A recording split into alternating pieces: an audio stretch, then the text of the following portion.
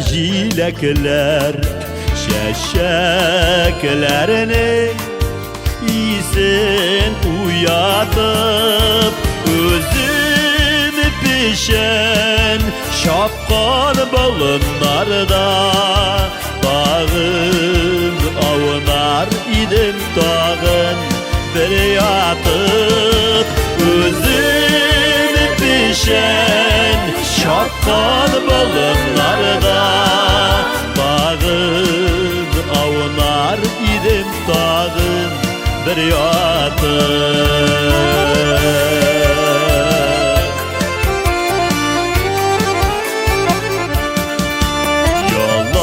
yalanlarda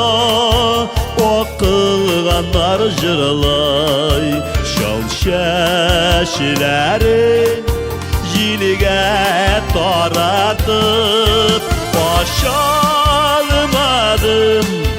tevgi hislerimini bir köp yürüsem de min şaşıp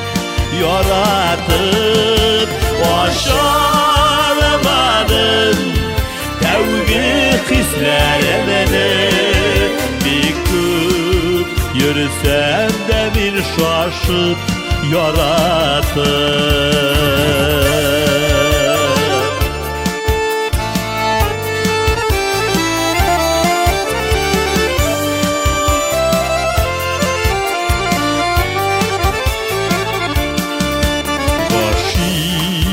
yıllar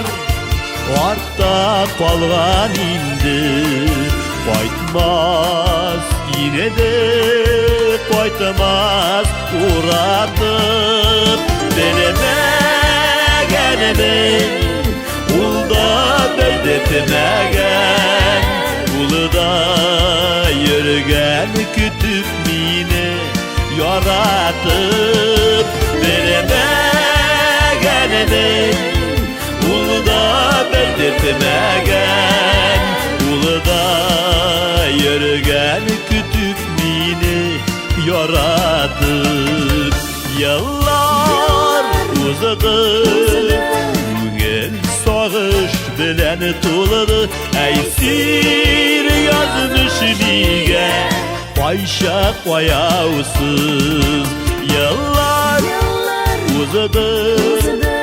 Güngel sağış bilen tuladı eysir yazmış bige Ayşe koyavsız eysir yazmış bige Ayşe koyavsız